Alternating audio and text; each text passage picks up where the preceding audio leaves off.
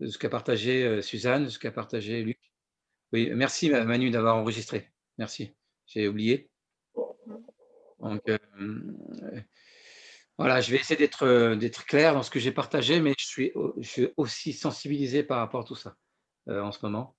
Heu, Mmh.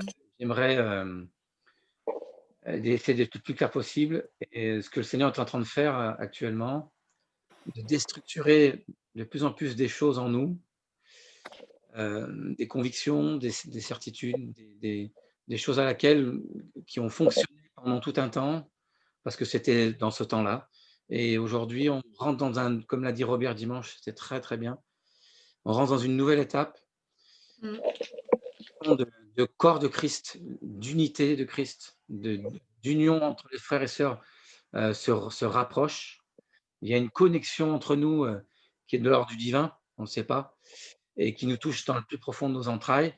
Ça passe aussi par une déstructurisation, heu, de certaines conceptions, de certaines, des convictions qu'on a gardées pendant une période, qui nous a tenus pendant une certaine période, qui s'effondrent aujourd'hui. Mais c'est voulu par le Seigneur. C'est voulu par le Seigneur parce que le Seigneur nous veut tout entier à lui. Lui, il nous veut tout entier ainsi que nos familles. Donc il appelle les uns les autres et il veut qu'on soit de plus en plus sensible à sa voix. Les brebis entendent sa voix, vous connaissez tous ce texte et moi je suis extrêmement touché par rapport à ça en ce moment et je voudrais vous passer une petite vidéo, alors qui sort peut-être un peu du contexte, mais je vais vite y revenir, moi qui m'interpelle, hem, qui dure 3 minutes, c'est très, très court. Il y aura aussi un graphique, que je transposerai, suite au développement et à l'explication. Donc on va commencer par ça, puis après je vous lirai un texte et puis, voilà, j'ai partagé, tout de suite la petite vidéo. Tac, ferme, hop. Oui,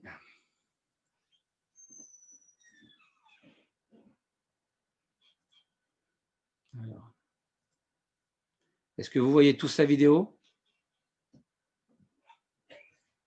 Allez, c'est Oui. parti. Vous les avez vu passer ces vidéos? Les masques vous intoxiquent. J'ai 17 ans, je m'oppose au masque. Nous ne sommes plus en urgence sanitaire, il n'y a plus de virus sur le territoire. C'est l'Institut Pasteur, hein, c'est sorti il y a quelques jours, qui a créé ce virus.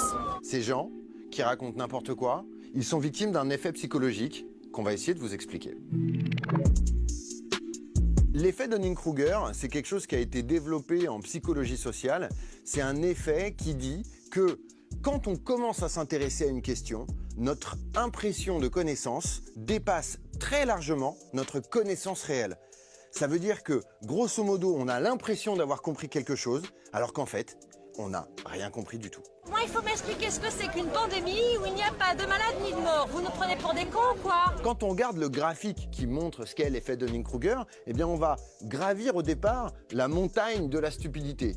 On va ensuite redescendre dans la vallée de l'humilité. On va arriver ensuite sur ce qu'on appelle la plaine de la consolidation. Pour se rendre compte qu'on ne comprend rien à ces questions, eh ben, il faut aller beaucoup plus loin sur la courbe. Il faut, au début, on monte comme ça, on a vraiment l'impression de tout savoir. Très vite, on va redescendre parce qu'on va se rendre compte qu'on n'a pas tout compris. Et à force de travailler une question, eh ben, on va arriver à la fin, potentiellement à la maîtriser. Pour comprendre ce qu'est l'effet de Dunning-Kruger, bah, le plus simple, c'est probablement d'utiliser un exemple. On pourrait parler de tous les gens qui se sont intéressés aux questions de virologie, aux questions de santé publique durant l'épidémie de Covid-19.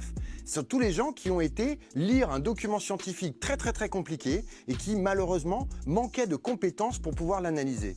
Ils se sont dit très rapidement qu'ils avaient compris la virologie, qu'ils avaient compris l'hydroxychloroquine, qu'ils avaient compris les problématiques de virus ou de vaccins. Ils sont effectivement en train de gravir cette montagne de la stupidité. Ça ne veut pas dire qu'ils sont stupides, ça ne veut pas dire qu'ils sont bêtes, ça veut dire qu'ils ne maîtrisent pas suffisamment le sujet dont ils essayent de s'emparer et à la fin, ça a des conséquences terribles. Il y a quelque chose qui amplifie de manière très forte l'effet de Dunning-Kruger. C'est l'immédiateté de la transmission de l'information et notamment les réseaux sociaux. Sur les réseaux sociaux, n'importe qui peut publier n'importe quoi. Le problème, c'est que ça peut aussi poser tout un tas de questions quand des gens qui ne maîtrisent pas un sujet scientifique, comme la pandémie, la question du masque, la question des vaccins, eh bien, vont se faire avoir par manque de connaissances sur un certain nombre de documents, sur un certain nombre d'informations, et à la fin, ils vont publier n'importe quoi. Mais souvent, encore une fois, ceux qui maîtrisent vraiment un sujet sont beaucoup plus humbles par rapport à leurs connaissances que ceux qui ne le maîtrisent pas du tout. Je vais reprendre l'exemple d'un de mes meilleurs copains qui est guitariste professionnel. Et quand je lui demande « Est-ce que tu es fort en guitare ?» il me dit « Non, je suis pas fort. Il y a des mecs qui sont 1000 fois plus forts que moi. » C'est exactement ça. C'est-à-dire que si vous interrogez un scientifique, un virologue, un expert, il va être perclus de questions. Il va s'interroger en permanence. Il va se remettre en question tout le temps. Il va pas du tout être dans la croyance qu'il a tout compris. La connaissance, ça demande du temps, ça demande du travail et, bien entendu, ça demande de l'humilité. Je vais me permettre quand même de donner à ceux qui nous regardent un tout petit conseil. C'est pas parce que vous avez vu une vidéo de 3 minutes sur l'effet Dunning-Kruger que vous maîtrisez et que vous comprenez l'effet Dunning-Kruger. Il va falloir aller plus loin pour dépasser la montagne de la stupidité, aller dans la vallée de l'humilité et enfin arriver sur le plateau de la consolidation. Mais ça vous prendra plus que 3 minutes avec nous. Yes. Voilà, on est revenu. Je dis oui à Olivier et à Ghislaine qui nous rejoignent. Yes. Alors, vous allez me dire, mais ça n'a rien à voir avec le sujet de prière ce soir. Mais si, ça a à voir. Parce que le Seigneur va nous encourager dans tout ça, réellement. Est-ce que quelqu'un a déjà vu cette vidéo ou pas? Non? Alors, pour la petite histoire, dans mes études, il y a très, très, très longtemps, on a abordé ce sujet. J'ai abordé ce sujet quand j'ai fait des études à l'UFRAPS, quand j'étais, voilà, que je voulais être enseignant, il y a plus de 20 ans. Et en psychosociologie, on avait abordé ce sujet. Alors, ça ne s'appelait pas Dunning and Kruger, ce sont deux Américains, psychologues qui ont développé cette théorie, qui touche essentiellement les pays occidentaux. Parce que dans d'autres structures hindouistes, en Inde ou en Asie, ça n'a pas du tout les mêmes répercussions. Donc, les pays occidentaux, nous y en sommes. Et du coup, c'est quelque chose que le Seigneur m'a rappelé, qui date d'assez longtemps. Et vraiment, j'ai vraiment demandé au Seigneur de travailler par rapport à ça, parce que j'étais sensible par rapport à tout ce qui peut actuellement nous mettre en confrontation aujourd'hui, avec, non pas dans le sens de ce qu'on vit avec le virus, tout ça. Moi, je le transpose avec ce que nous on vit spirituellement aujourd'hui. Parce que c'est ça le plus important. Parce que cette courbe-là, elle va avoir une importance, et je vous la montrerai tout à l'heure. Je me suis amusé à faire du dessin cet après-midi pour reproduire cette courbe. Voilà. Et j'essaierai de vous la montrer. Et j'ai transposé parce qu'on vit des temps, et Robert nous l'a très, très bien dit. Je répète, Robert, mais dimanche, où une étape se termine et on rentre dans quelque chose de nouveau, de différent.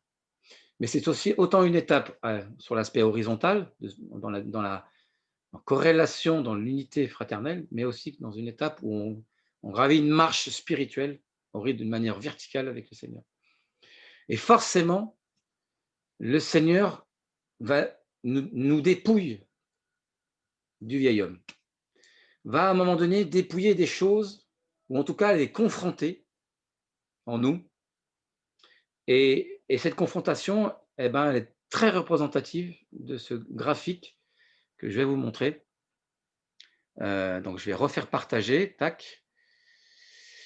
Là, je vous remonte ce petit graphique. Nanana, voilà. Hop, que j'ai fait. Alors, il est fait à main levée. Je ne sais pas si tout le monde le voit. C'est bon? Voilà. Donc, moi, j'ai extrêmement été sensibilisé par le Seigneur ces derniers temps. Et ce graphique m'a parlé. Quand j'ai écouté ce gars et quand j'ai vu ce graphique, mais ouais, il m'a percuté de plein fouet. Et pourquoi je dis ça? Je dis ça parce que, prenons cette courbe-là, vous voyez, qui monte en vert. Ils appellent ça la montagne de la stupidité. En fait, j'aurais plutôt tendance à dire, C'est une information qui nous est transmise ou acquise, non pas par nous-mêmes, mais par enseignement, par formation, voilà. C'est quelque chose qui a été, une information qui a été donnée dans un contexte X ou Y, qui a été répétée, réenseignée d'une certaine manière, d'une certaine forme, dans un temps précis, à laquelle nous sommes intrinsèquement, nous avons acquis, nous avons pris comme étant une conviction ou une certitude dans nos vies. Et à un moment donné, dans cette phase où on est sur cette montagne de la connaissance ou de la conviction, à un moment donné, cette conviction qu'on a perçue, ou en tout cas qu'on pense être venant du Seigneur, elle est confrontée à la réalité. Et c'est pour ça que vous avez cette certitude qui est là, qui est acquise et qui est au départ qui est non discutable, et en tout cas qui est surestimée. Vous voyez là dans le petit graphique en vert, il y a peut-être une surestimation de cette connaissance, de cette parole, qui a été perçue, qui a été acquise, non pas personnellement, mais par les circonstances, comme une conviction qu'on pourrait avoir, comme quoi le Seigneur est vivant, et ça on le sait, etc.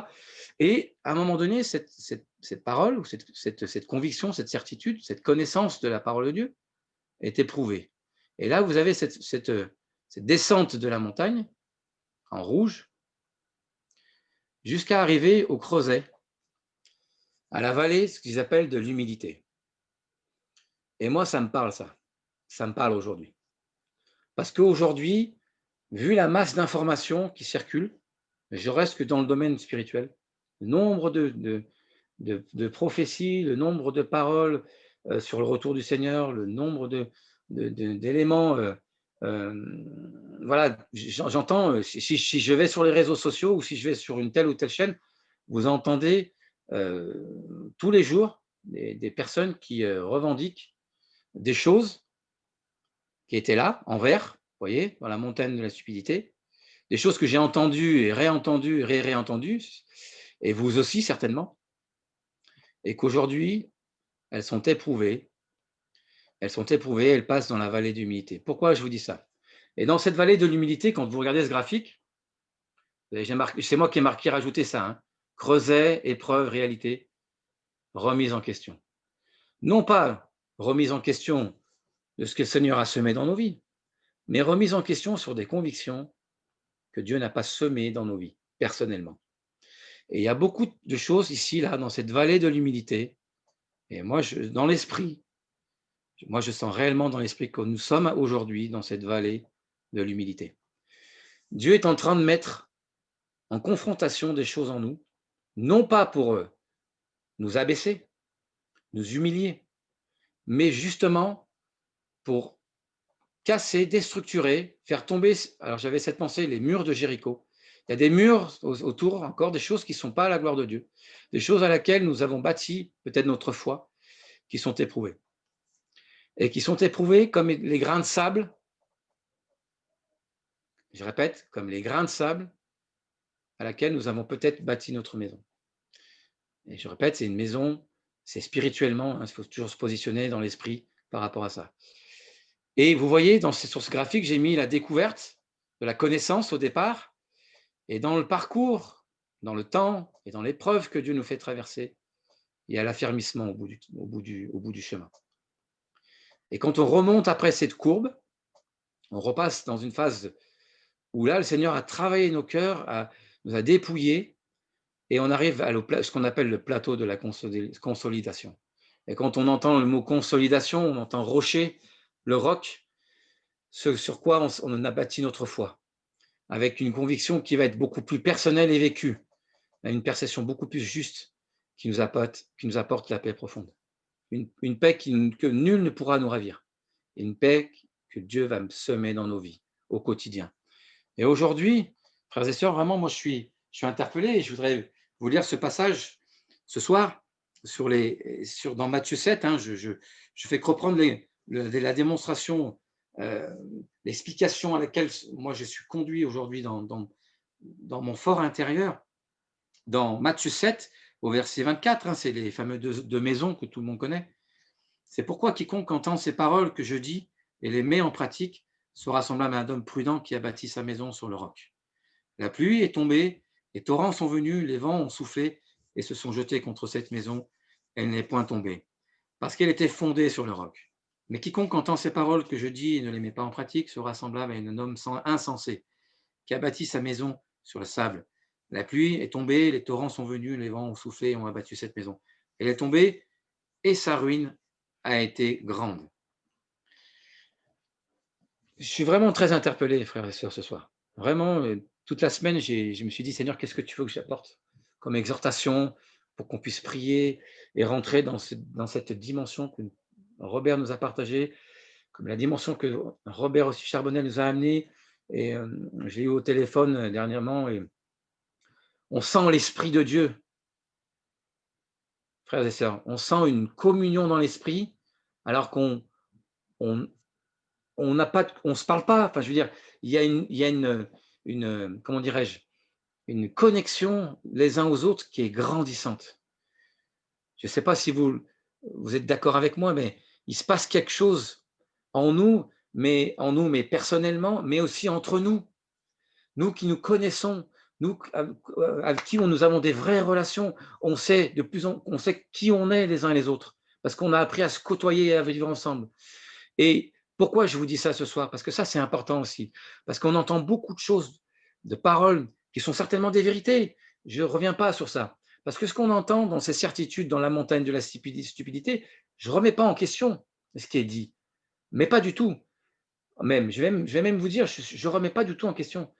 Mais ce qui va faire la différence, c'est qui est-ce qui m'amène cette parole? Qui est-ce qui me partage ça? Est-ce que je connais le cœur de ce frère ou de cette sœur? Vous voyez ce que je veux dire? Est-ce que je suis je peux être en accord avec la personne, mais est-ce qu'au fond, ce que lui me partage, est-ce que moi, je reçois la conviction de la part de Dieu que ce qu'il me partage, le Seigneur me le dit à moi aussi, que le Seigneur me le montre aussi à moi aussi? Parce qu'aujourd'hui, j'ai besoin de plus en plus, dans ce qu'on vit aujourd'hui, d'avoir des convictions, non pas par un tel ou un tel, qui sont certainement vraies, je ne mets pas en doute. J'ai besoin de recevoir l'huile de Dieu pour ma vie personnellement. Et qu'avec cette huile que je vais recevoir, et que vous allez recevoir, et quand on va se joindre au téléphone, quand on va partager des choses profondément ensemble, mais mes frères et sœurs, c'est une bombe atomique. Parce que Dieu fait son œuvre et il le fait parfaitement. Ce que les uns reçoivent aujourd'hui vont en conformité avec ce que je reçois aussi aujourd'hui, parce que nous sommes dans un même lien d'esprit. Ça ne s'explique pas, ça, dans l'union fraternelle. Et cette union fraternelle, elle est grandissante parce que l'Esprit de Dieu parle aux uns et aux autres d'une manière différente, mais en même temps, c'est sur la même ligne directrice. Aujourd'hui, on a des frères et sœurs qui souffrent réellement et qui sont, même dans leurs convictions, qui sont éprouvés. Je vous assure que c'est vrai. Et on en a parlé tout au début. On a eu des témoignages et moi, de tout cœur, je suis, comme disaient Luc et Christine et Suzanne, je me sens exactement, j'ai les larmes qui me viennent. Je ne sais pas pourquoi, dans l'esprit, parce que je capte cette souffrance de plus en plus. Je me rends compte que dans cette épreuve que nous vivons les uns et les autres, mais c'est aussi la mienne, c'est le corps de Christ. Et je me remets en question, il y a des choses, le Seigneur me remet en question sur des convictions que j'avais, des choses que j'avais captées comme ça, et je m'étais approprié ces choses-là. Et le Seigneur me les met à l'épreuve aujourd'hui. Il me dit, mais est-ce que tu es sûr de ça, de ce que tu as reçu? Est-ce que tu es sûr de ça? Est-ce que tu me laisses éprouver ça dans ta vie? Frères et sœurs, c'est ma conviction. Et encore dans ce que je vous ai partagé, la vidéo, c'est à vous d'éprouver, chacun, chacune. Et je crois que c'est complètement vrai. On est amené, on est ces pierres vivantes que Dieu veut mettre les unes sur les autres, mais c'est des pierres vivantes. Amen. C'est des pierres vivantes. C'est-à-dire que chacune va recevoir à la mesure de ce que le Seigneur est en train de lui mettre à cœur, de déstructurer dans son être intérieur, de faire tomber certains murs encore. Il est en train de le faire. Amen. Et je suis vraiment convaincu de ça. Et comme le Seigneur me donnait cet exemple aussi, comme d'un diamant, d'une pierre précieuse. Nous sommes tous des pierres précieuses dans les mains de Dieu. Et cette pierre précieuse, au départ, quand elle est, elle est mise en évidence, c'est un peu cette montagne, là, vous savez, elle est brute. On est brute dans la main de Dieu. Mais pour que elle brille de mille feux, elle doit descendre en cette vallée d'humilité, c'est-à-dire qu'elle doit être travaillée, taillée par la main de Dieu. Chacune doit être taillée, est en train d'être taillée par la main de Dieu. Et ça fait mal, il y a de la souffrance. Et je reviens sur ce que disait Suzanne, on ne comprend pas, Seigneur, pourtant on prie, on invoque ton nom et on a on sent dans l'esprit qu'il y a des peut-être spirituellement, il y a des choses qui sont là derrière, mais dans certaines situations, après avoir fait le tour de la question, il n'y a plus rien. Et pourtant, la souffrance est là. Elle reste et elle travaille nos cœurs. Et il y a même de la peur, de la crainte qui viennent se rajouter là-dessus. Mais ce n'est pas mauvais en soi. Il y a même de la culpabilité, même parfois. On a l'impression qu'on a fait quelque chose de mauvais. Non, c'est un temps d'épreuve que Dieu permet pour nous aguerrir, pour nous préparer. C'est un temps de préparation à ce qui vient dans les jours, les mois qui viennent. Est-ce que dans ce que nous vivons aussi, c'est un temps de préparation, de revenir tout à nouveau aux choses essentielles. Ça a été très, très bien dit par Robert Charbonnel, frères et sœurs. Mais le feu, va nous consumer. Il est en train de nous consumer. Dieu nous appelle à remettre en question, à nous remettre en question. Non pas parce que nous avons fauté, ou que nous sommes dans l'erreur, ou que nous sommes dans le péché, ou parce que nous n'avons pas bien fait les choses. Dieu nous remet en question parce qu'il fait un travail d'orfèvre. Il taille nos cœurs. Les vases vides que nous a partagés, Robert, je reviens sur ça, c'est exactement ça. Dieu de vases vides veut nous amener ces vases à des vases d'honneur. Et que de ces vases d'honneur, il fasse couler une huile, des parfums odorantes, agréables. Il veut se glorifier, même à travers cette souffrance qui est difficile, à laquelle Jésus est passé. Nous ne sommes pas plus grands que le Maître. Dieu nous dit, c'est comme l'entonnoir, c'est un temps qui est permis par moi. C'est un temps qui est permis par moi. C'est un temps qui est béni, c'est une étape essentielle dans laquelle nous vivons aujourd'hui. Frères et sœurs, je veux vraiment vous exhorter. Moi, le Seigneur m'a montré qu'il y a une partie de ma maison qui n'était pas complètement assise sur le roc. Vous voyez ce que je veux dire? L'image de votre maison, qu'il y a un coin de la maison qui touche le roc et il y a un autre coin qui est dans le sable. Dieu t'en me dit, je veux rétablir cette maison entièrement sur le roc. Et ma vision, et je finirai par ça, parce qu'il est 20h08, j'ai commencé à 45 et j'arrêterai, parce qu'on va prier, et on va demander au Seigneur de nous sonder encore, de nous sonder, de nous amener, de creuser à l'intérieur, de nous amener dans cette épreuve à nous montrer encore des choses, parce que c'est pour sa gloire. Dieu va, de ces vases vides, il va en faire des vases de gloire et d'honneur, frères et sœurs. Et il met tous nos vases les uns à côté des autres, et ça va être des parfums agréables. Il va verser sa gloire sur nous, Saint-Laurent-du-Pont. Je ne parle pas de personne d'autre. Nous, la communauté qui nous connaissons, qui avons tissé des liens forts, de plus en plus forts dans la prière et dans l'intercession. Et le Seigneur me montrait dans cette maison qu'en fait, dans la parole de Dieu, le sable, ce n'est pas réellement le sable. Il y a des textes qui disent que c'est la terre, construire une maison sur la terre et pas le sable. Et que pour que la maison soit sur le roc, il faut creuser la terre, aller chercher en creusant le rocher qui est sous cette terre, ou sous le sable, comme vous voulez. Le Seigneur va vraiment dire cette parole, et que dans ce temps que nous vivons, Dieu est en train, dans cette étape dans laquelle nous rentrons, Dieu dit, il nous fait participer à creuser notre connaissance, à creuser nos convictions, à mettre à l'épreuve nos convictions et nos certitudes. Et dans ce temps où on creuse, où on va chercher, il y a des moments de doute, de souffrance, d'incompréhension, il y a même du rejet, du refus. Seigneur, mais pourquoi je vis ça? pourtant je suis dans ta grâce, pourtant je suis sur le chemin, Seigneur. Et le Seigneur dit, non, continue à creuser, parce que mon rocher, il est dessous. Ne crains pas, je suis avec toi même dans ce temps de souffrance. Je ne permets pas à Satan d'aller au-delà de ce que lui est permis. Cette étape, elle est ultime. Et je finirai par ça. Cette étape, elle est ultime parce que dans ce moment où on creuse, il y a un autre texte qui dit ça, il y a un trésor. Amen. Et le trésor, c'est la gloire de Dieu dans nos vies, dans les petites choses que Dieu est en train de commencer à faire. Et vous allez voir, ça je vous assure, et le Seigneur a commencé, je suis sûr qu'il a commencé à le faire dans vos vies. En fait, je viens que dire des choses qui sont déjà existantes dans vos vies. Je viens de rajouter ma petite pierre à l'édifice, cette petite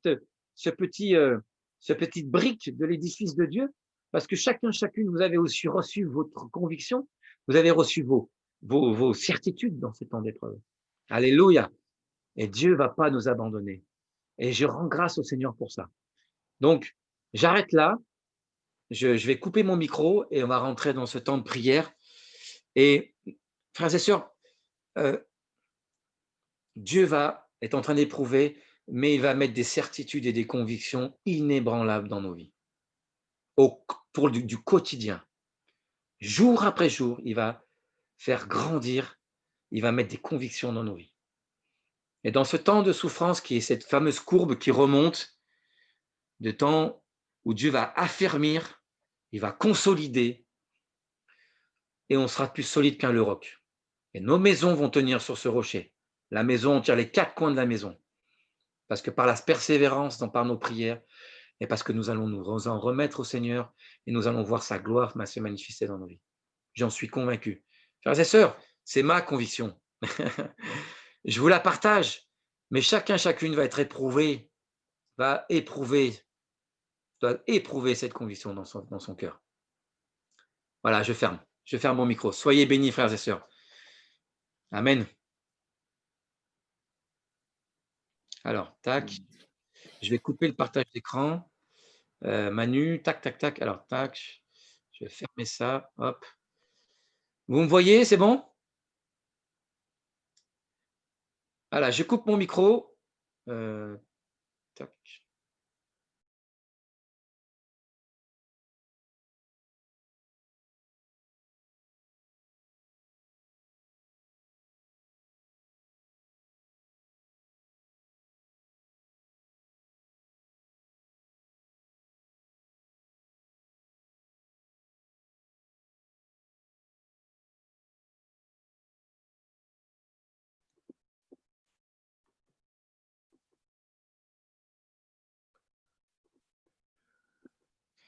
Seigneur, nous te bénissons. Je vais prier. Alléluia. Seigneur, nous te bénissons pour l'œuvre parfaite que tu as accomplie dans nos vies. Pour l'incompréhension que tu mets aujourd'hui devant nous. Pour les obstacles qui sont là. Pour Seigneur, quand on est dans l'épreuve, des fois, on n'y comprend plus rien. Et quand on est malade, et je pense à Laurence, à Claire, Seigneur, tous ces frères et sœurs qui vivent cette souffrance au quotidien et ne savent plus où donner de la tête. Seigneur, nous, en tant que les pierres vivantes, nous apportons nos frères et sœurs de tout notre cœur, Père éternel. J'apporte aussi mon beau-père Luc, qui est avec nous ce soir dans sa souffrance. Seigneur, je te rends grâce pour ça. Voilà, je te dépose aussi de tout mon cœur. Et Seigneur, nous sommes devant toi. Crions à toi, Seigneur, pour que tu interviennes avec puissance. Tu interviennes avec puissance, Seigneur. Nous ne connaissons pas l'avenir, nous ne connaissons pas ce que tu as prévu pour nous. Nous savons qu'il y a des tas de choses qui sont devant nous et ce n'est pas forcément réjouissant, c'est vrai, Seigneur. Mais nous ne voulons pas nous confier dans ce que les hommes disent, dans les scientifiques disent, dans ce que nous pouvons percevoir. Nous voulons nous confier en toi, Seigneur. Nous voulons percevoir ta voix dans les ténèbres, la voix du bon berger. Nous voulons augmenter cette perception de plus en plus forte dans nos cœurs, que cette perception de ta voix soit de plus en plus limpide, plus claire, et qu'elle nous conduise, Seigneur, dans nos décisions, dans nos prières, avec puissance pour que les choses soient claires quand nous prions les uns pour les autres. Nous puissions apporter chacune une pierre à cet édifice à laquelle tu vas prendre part, Seigneur, tu vas prendre gloire, et tu vas te réjouir, Seigneur Jésus. Au nom de Jésus. Merci pour Laurent, Seigneur, dans ces temps de souffrance. Seigneur, mets ta main sur elle. Seigneur, j'ai vu tellement de personnes souffrir et être au bout comme ça du chemin. Seigneur, que ta volonté soit faite dans cette situation-là. J'ai envie de dire, Seigneur, que ta volonté soit faite. Non pas la mienne, mais que ta volonté soit faite pour Laurence. Seigneur, je m'humilie ce soir devant toi, Seigneur, pour ma sœur. Et ô combien je perçois sa souffrance pour l'avoir vue. Et je comprends que c'est un moment difficile, Seigneur. Ne tarde pas trop, Seigneur, dans le nom puissant de Jésus, à agir d'une manière ou d'une autre. Nous crions à toi ce soir. Amen.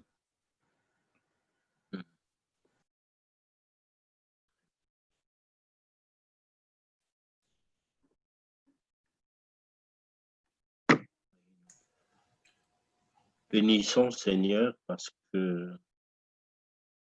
tes voies sont pas nos voies, tes chemins sont pas nos chemins. Mais une chose est certaine, c'est que tu nous conduis vers tes chemins et tes chemins sont des chemins de gloire. Et nous voulons nous réjouir ce soir de ce que nos noms sont inscrits dans le livre de vie. Nous voulons nous réjouir de ton salut. Nous voulons nous réjouir de ce que tu nous as appelés. Nous voulons nous réjouir de ce que tu as fait de nous, tes fils et tes filles. Et dans ces temps que nous vivons, nous ne comprenons pas bien tout ce qui se passe. Seigneur, nous voyons ta main à nos côtés, nous voyons que tu ne nous abandonnes pas et dans l'épreuve que les uns et les autres traversent, Seigneur, tu es là, tu mets ta main. Nous voulons, Seigneur, ce soir vraiment te bénir et te louer. Te bénir pour ce que tu es, un Dieu extraordinairement bon, juste et fidèle. Te louer et te glorifier. Seigneur, bien souvent les mots nous manquent, mais reçois ce soir notre louange et notre adoration. Nous voulons simplement te dire, Seigneur, que nous t'aimons de tout notre cœur, parce que tu es le centre de notre vie, parce que tu es tout pour nous. Nous voulons te dire ce soir, tous ensemble, que nous t'aimons parce que nous sommes une famille qui s'appelle l'Église, et cette Église t'appartient. Et nous voulons réjouir ton cœur de Père en te disant tous ensemble, Seigneur, nous t'aimons. Parce que tout vient de toi, tout passe par toi. Et ce que tu fais, tu le fais parfaitement.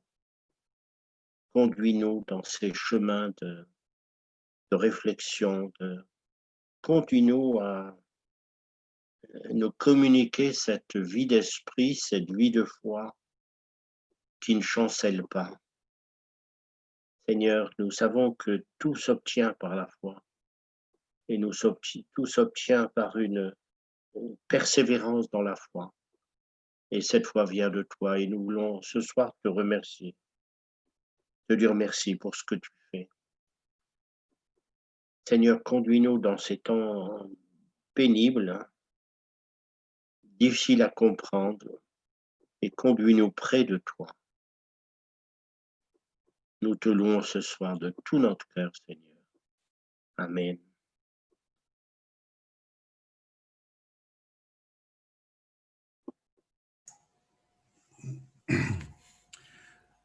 Oui, Seigneur, pour avoir vu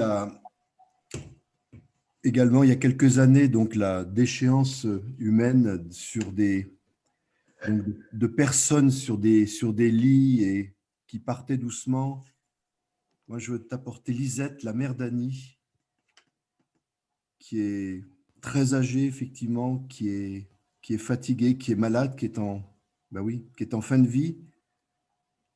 Seigneur, que là aussi, que ta volonté se fasse pour cette sœur qui te connaît et t'apporter aussi cette peine et cette souffrance d'Annie et de ses frères, également de toute cette famille.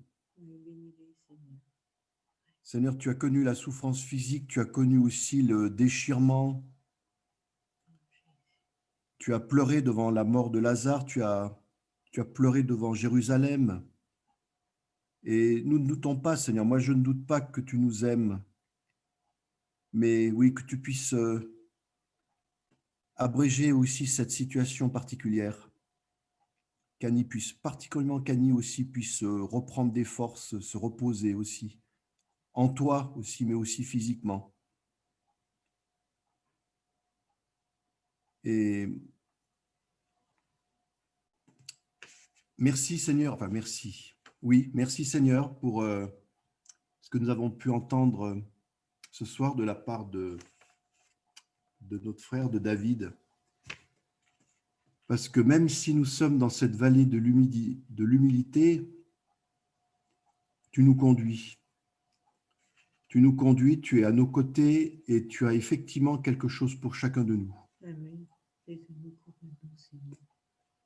Pour les uns, effectivement, comme il a été dit, qui ressentaient du chagrin, de pleurer pour les frères et les sœurs, ben peut-être pour d'autres, plus de consécration, plus d'écoute, plus être à ton écoute, peut-être comme le premier confinement, peut-être davantage à ton écoute, à ce que tu veux nous dire, à chacun, à ton Église, mais à chacun en particulier. Et Seigneur, que nous ayons aussi le discernement de ce qui est de toi et ce qui n'est pas de toi, de ce que tu veux nous dire à travers les événements, de ce que tu veux que nous évitions, et par contre, et de ce que tu veux que nous faisions aussi. Moi, j'ai besoin de ça aussi. J'ai besoin de cette direction particulière par rapport à que pouvons-nous faire de plus, Seigneur, pour toi. Mais je te fais confiance parce que tu nous connais chacun. Tu sais où nous en sommes, chacun avec toi. Et tu ne veux pas aller plus vite que nous le voulions aller. Et Seigneur, je te bénis en effet parce que nous sommes entre tes mains. Ton précieux sang nous garde. Moi, je veux te remercier de ma situation actuelle et je le fais tous les jours. Pourquoi certains souffrent énormément dans leur corps et d'autres. Et ça, c'est ton plan. Je ne peux pas le remettre en question. Et je te bénis, Seigneur, pour cette situation. Amen.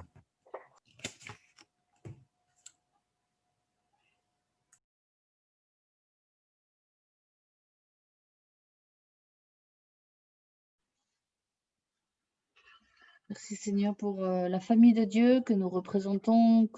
Je prie pour Astrid et pour Janine particulièrement. Tu les mets sur mon cœur ce soir parce que ses sœurs, elles ne sont pas trop connectées, Internet, tout ça. Tu vois aussi la sœur Planck, tu vois toutes celles qui sont seules. Marlène, Seigneur, nous voulons les bénir. Je te demande de les encourager.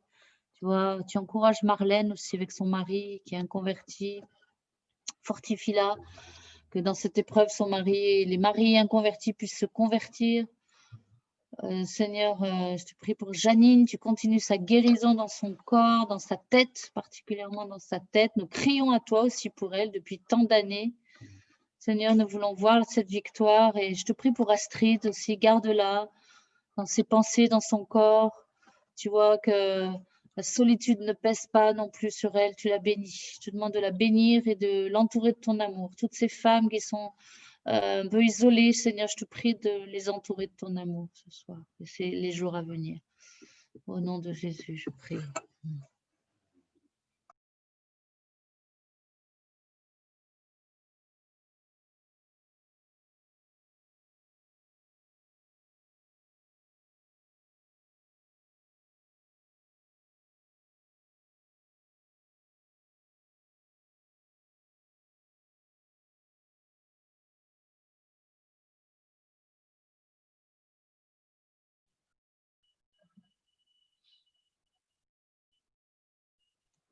Oui, Seigneur, je te loue, je te rends grâce pour ce que nous vivons actuellement. Tu es en train de construire une église avec des membres qui sont déterminés, qui sont, Seigneur, dans ta lignée, c'est ta pensée.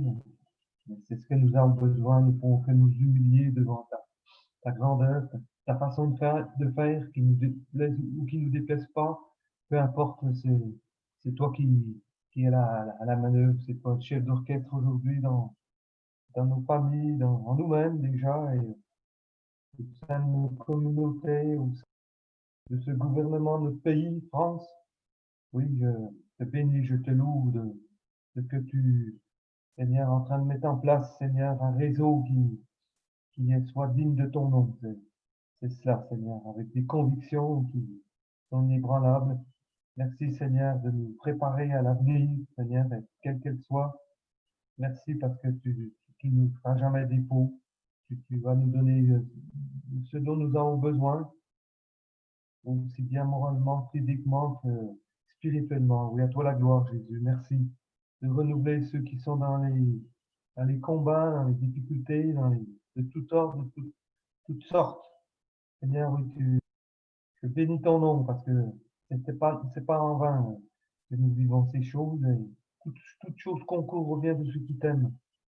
Merci Seigneur pour donner la persévérance, nous donner de vraiment fonder notre foi sur le roc, c'est vrai Seigneur. Béni soit ton nom sans préjugés, sans préavis, sans limite Seigneur. Oui, merci Seigneur. À toi la gloire Jésus. Merci. C'est ce qui nous fera avancer, qui nous permettra d'annoncer ton merveilleux amour autour de nous, considérer ceux qui nous entourent, les aimer et savoir les écouter et avoir cette aura que toi tu avais il y a certains moments pour nous. Et merci Seigneur, pour la gloire Jésus. C'est des choses qui nous dépassent complètement. Tu agis dans les cœurs comme tu n'as peut-être jamais fait dans ce monde troublé. C'est pour ça que c'est troublé. À toi la gloire, Jésus. Amen. Amen.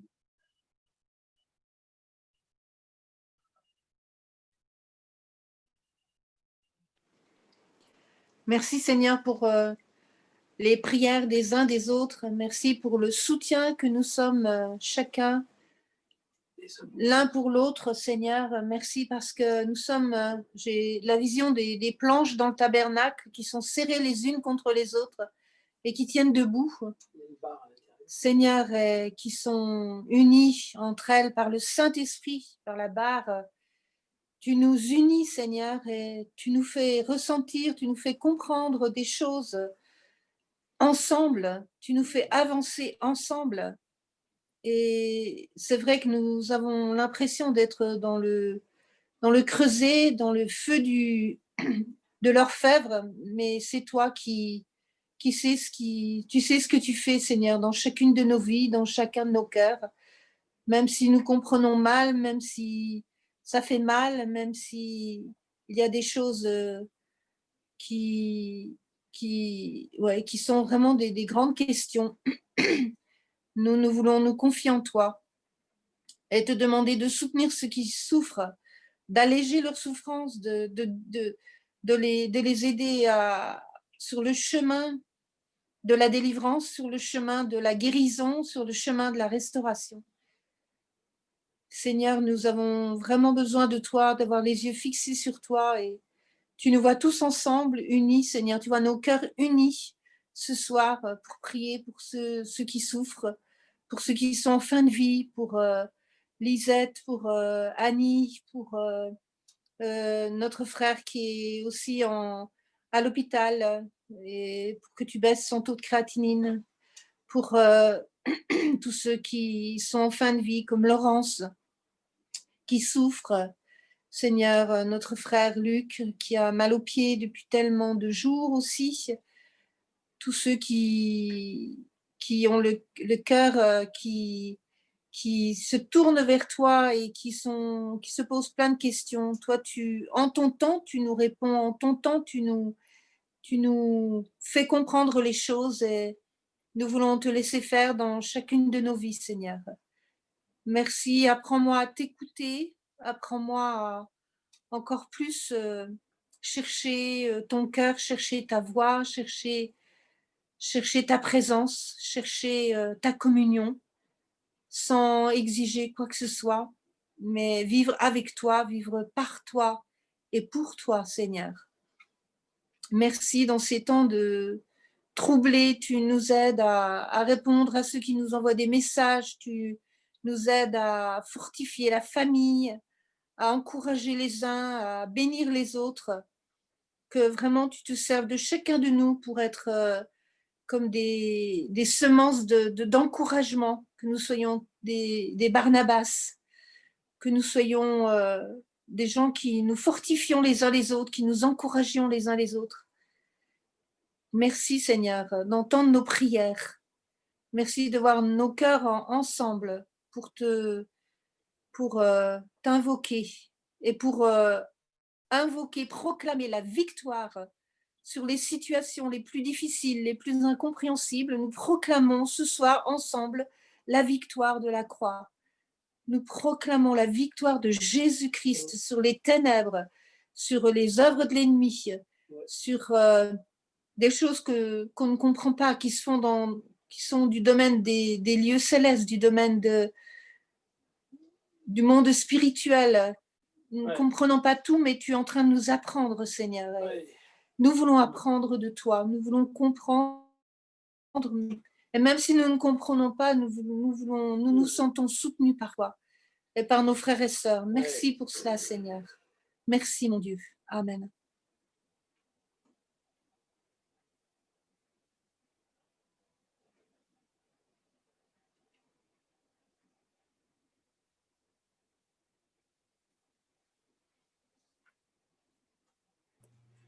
Oui, Seigneur, nous voulons persévérer dans la prière, comme c'est écrit dans ta parole.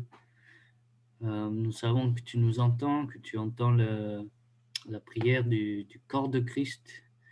Nous, en tant qu'Église locale, mais aussi tous les chrétiens en France qui prient pour toi et dans le monde, qui prient pour la situation actuelle. Seigneur, nous voulons prier par rapport au coronavirus, que l'épidémie puisse régresser dans nos régions, dans notre pays, Seigneur.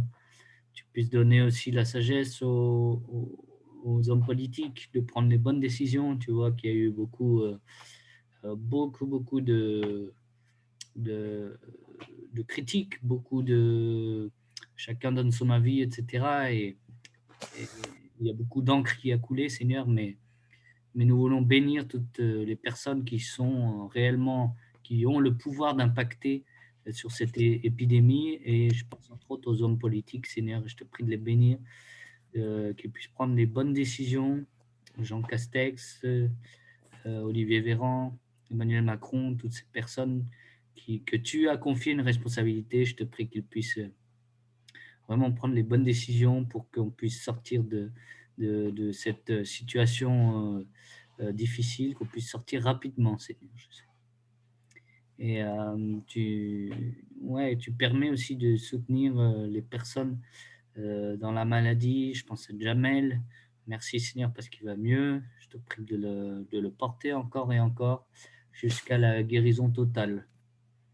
Au nom de Jésus. Et toutes les personnes aussi qui sont sur la liste, Seigneur, toi tu sais, tu es dans le lieu secret, et là où il y a des souffrances, tu es aussi avec ces personnes, Seigneur. Alors bénis toutes ces personnes. Amen.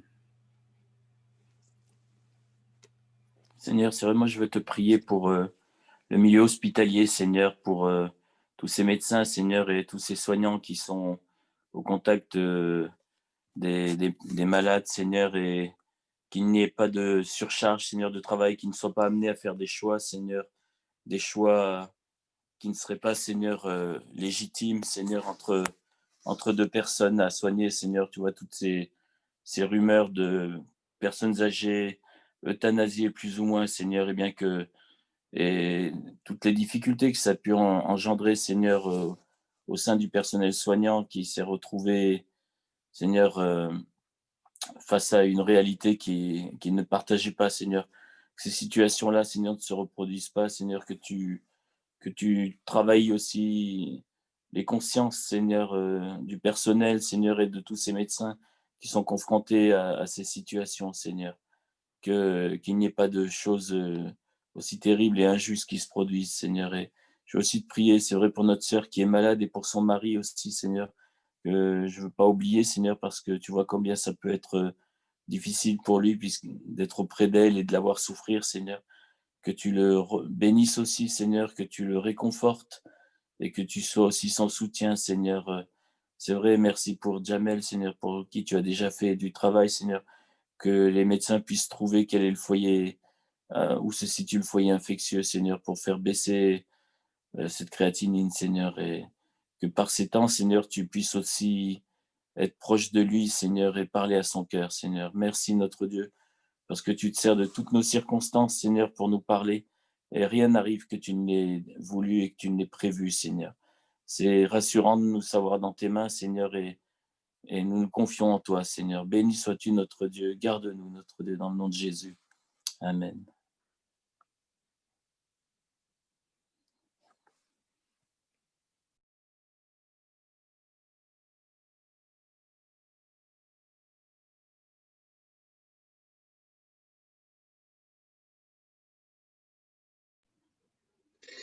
Colossiens 3:3. Si donc vous êtes ressuscités avec le Christ, cherchez les choses d'en haut, où le Christ est assis à la droite de Dieu. Pensez à ce qui est en haut et non à ce qui est sur la terre, car vous êtes morts et votre vie est cachée avec le Christ en Dieu. Quand le Christ, votre vie paraîtra, alors vous paraîtrez aussi avec lui dans la gloire. Faites donc mourir votre nature terrestre. Seigneur, nous te remercions parce que nous sommes cachés en Christ. Nous avons été morts le jour où nous sommes fait baptiser, nous sommes morts et ressuscités en toi. Et Seigneur, notre vie est cachée en toi. Et face à l'ennemi, nous déclarons que nous sommes cachés en toi. Et l'ennemi n'a aucun droit sur quelque chose qui est caché en Christ. Et Seigneur, nous te remercions pour toutes ces situations qui sont impossibles, comme cela a été dit ce soir. Ces situations impossibles, elles sont uniquement possibles pour Jésus-Christ. Et c'est lui qui est en frontal, c'est lui qui avance devant nous, qui marche devant nous. Et face à l'adversité, nous déclarons l'autorité du nom de Jésus et la puissance de l'œuvre de la croix et du sang précieux de Jésus-Christ. Nous déclarons cette autorité sur Claire et la situation de Claire et Yves. Dans cette situation, nous déclarons que Jézabel est liée, vaincue face à Christ, qu'il a dépouillé et livré publiquement en spectacle. Nous te demandons une grâce particulière pour cette famille qui est éprouvée, qui passe par le creuset. Seigneur, nous déclarons que ta gloire ne s'est pas encore manifestée comme elle va le faire. Et nous nous bénissons Claire et son mari maintenant au nom de Jésus. Et que ton œuvre pleine s'accomplisse dans leur vie, car tu as un plan glorieux pour leur vie et nous les bénissons. Nous voulons aussi t'apporter tous ceux qui sont... qu'on n'a pas encore nommé, comme Myriam, Seigneur, qui a été positive au Covid. Nous la bénissons, Seigneur, dans son travail. Je ne sais pas si elle est en arrêt maladie, mais Seigneur, tu la bénis, tu la protèges, tu la fortifies. T'apportons Evelyne, merci parce qu'elle va mieux, parce qu'elle a passé le cap. Et Seigneur, nous déclarons un plein rétablissement dans sa vie aussi. Seigneur, merci pour Jamel que tu relèves. Merci pour tous ceux qui ont été touchés. Seigneur, l'ennemi fait une œuvre qui le trompe. Et nous déclarons que dans toutes ces situations d'adversité, nous sommes plus que vainqueurs par Jésus-Christ qui nous fortifie. À lui soit toute la gloire et nous te remercions, Seigneur, pour le privilège que nous avons d'être tes enfants. Au nom de Jésus. Amen.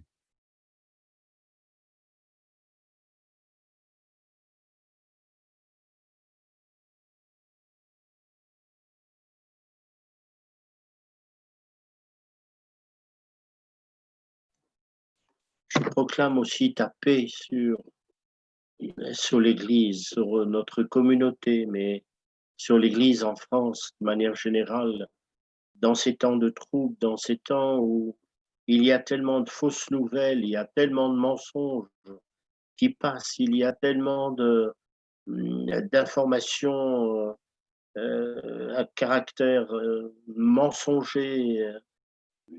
Seigneur, donne ta paix, mets ta paix sur ton peuple et mets ta paix sur l'Église, mets ta paix dans nos vies, sur chacune de nos vies, et que nous soyons dans ces temps bien difficiles, bien particuliers, nous soyons vraiment dans une paix parfaite parce que nos vies sont en toi. Et effectivement, elles sont cachées en Christ et personne ne peut intervenir et nous nuire. Personne ne peut toucher à notre salut. Personne ne peut toucher à cette vie qui est là projetée devant nous. Seigneur, mets cette paix en nous et que nous ne soyons pas ébranlés par ce que nous entendons, par ce que nous voyons, mais qu'en toute chose, ta grâce soit là et que nous soyons accrochés à ta grâce, parce que nous sommes de ta maison, tes fils et tes filles, et nous te louons pour cela, au nom de Jésus. Amen.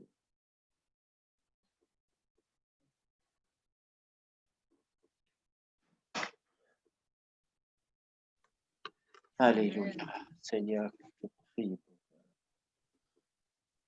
Amen. Moi, je veux prier dans ce sens, Seigneur, qu'il y ait la paix, c'est vrai, dans l'Église et dans l'Église en général, dans le monde entier, parce que je veux te prier par rapport à toutes ces théories du complot, toutes ces informations complotistes aussi qui passent sur les réseaux et tout.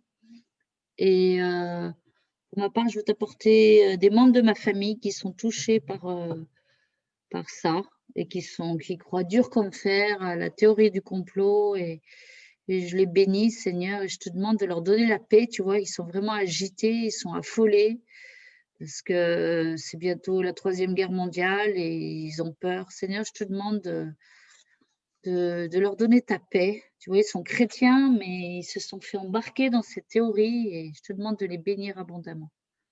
Et donne ta paix à tous les chrétiens, c'est vrai, peut-être qu'il y en a plein qui se croient cela, même si c'est vrai, il y a des mensonges qui nous sont dits, mais Seigneur, je te prie que vraiment tu donnes ta paix que personne ne peut voler.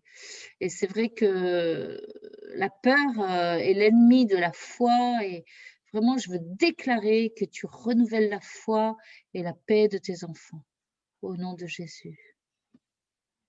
Amen.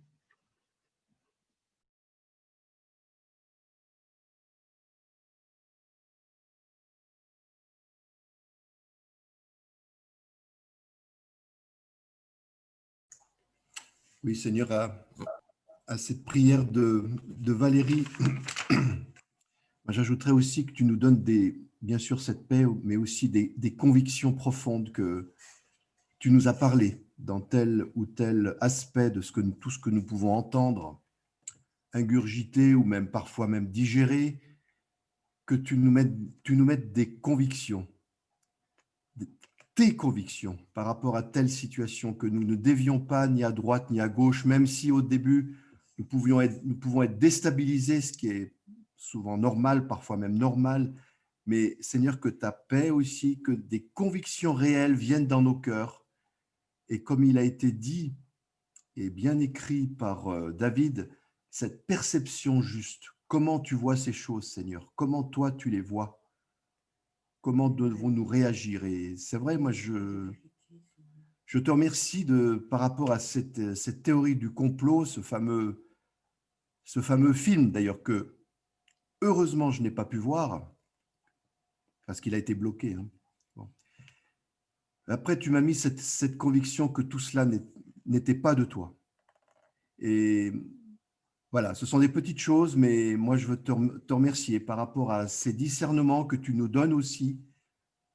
Qu'est-ce qui est de toi, qu'est-ce qui n'est pas de toi? Et Seigneur, tu gardes ton Église, tu nous gardes, comme il a été dit effectivement dans Colossiens, notre vie est cachée en toi. Et je te remercie, Seigneur, encore pour tout cela. Amen.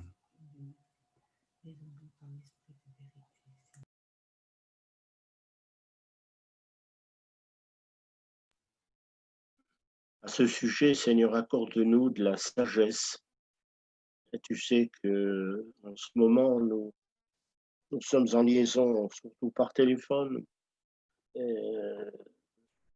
par email avec beaucoup de frères et sœurs et les questions qui sont posées à ce sujet. Et je te prie que tu puisses nous donner ta sagesse, une sagesse qui vient d'en haut et qui apporte la paix, mais que nous n'entrions pas dans des discussions et des débats théologiques qui n'apporteront rien, qui n'apporteront pas la paix.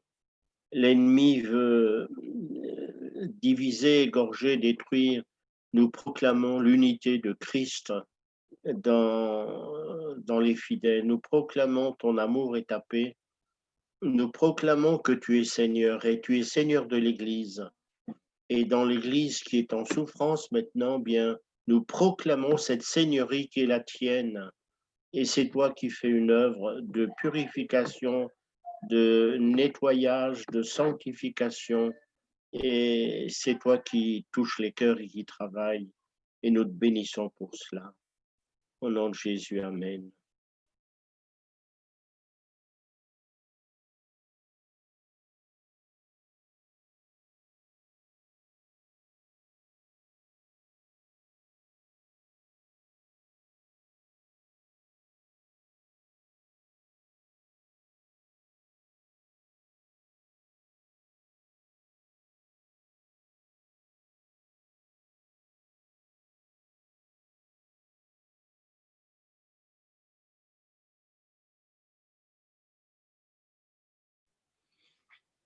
Oui, Seigneur, je veux te bénir, Seigneur Jésus, parce que aujourd'hui, dans ce que nous vivons, nous sommes happés et nous sommes happés par tout ce qu'on entend et ce qui pourrait être dit par les médias ou autres, sur les réseaux, etc. L'immédiateté de l'information, comme j'ai dit tout à l'heure.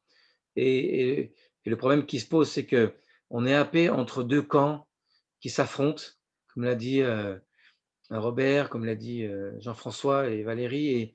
Et dans ce tumulte, eh ben, des frères et sœurs qui sont happés dans ces circonstances, et soit d'un côté, soit de l'autre.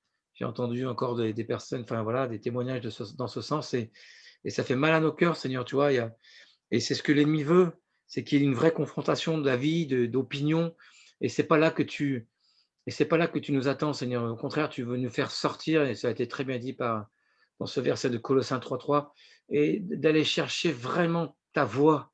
Je reviens là-dessus, Seigneur, mais c'est en étant constamment connecté à toi, Seigneur, en ayant conscience que c'est ça et pas autre chose, Seigneur, de plus en plus, eh ben, que les choses vont s'éclaircir, les nuages vont s'écarter devant nous, et ce chemin qui est tracé, qu'on ne voit pas, tu vas nous le montrer, Seigneur Jésus. Et nous allons avoir les détails, tous les détails, Seigneur. Et en ce sens, ça nous apportera de la paix. Et nous aurons une juste perception des choses, mais cachée en toi. C'est ce que tu nous demandes, Seigneur, c'est de rester sous ta couverture, sous tes ailes, Seigneur Jésus. Et nous apportons tous ceux et celles qui aujourd'hui souffrent, et nous l'avons dit, je répète, et nous repositionnons toujours ces choses-là ce soir, Seigneur. Nous n'oublions pas nos frères et sœurs qui souffrent aussi dans ces circonstances. Au nom de Jésus. Donne-nous de voir clair, donne-nous de voir que ces frères et sœurs qui ont été happés, de revenir, Seigneur. Nous prions pour eux, Seigneur, pour toutes ces personnes que le Seigneur vous met dans vos cœurs. Prions, Seigneur, pour ça. Seigneur, moi, je discutais avec ma sœur cet après-midi, comment elle est aussi happée par ça, et elle a vu ce fameux film Hold Up, là. Et on a discuté longuement, et j'ai vraiment dit, mais il ne faut pas. C'est ce que veut le système. C'est ce que veut le système dans lequel nous rentrons. C'est avoir un avis tranché, d'avoir comme si on savait toutes choses et que c'était ça, c'était pas autre chose. D'où un petit peu la vidéo que je vous ai montrée. Mais non, c'est pas là le chemin. C'est un faux chemin. Frères et sœurs, Seigneur Jésus, nous prions dans ce sens-là, que le Seigneur ramène nos frères et sœurs qui ont été troublés, qui ont été happés. Seigneur, tu nous les ramènes au nom de Jésus. Parce que ces vases viles, Seigneur, tu vas les transformer en des vases d'honneur. J'en suis convaincu, Seigneur. Tu les ramènes dans le corps de Christ, au nom de Jésus. Au nom de Jésus. Alléluia.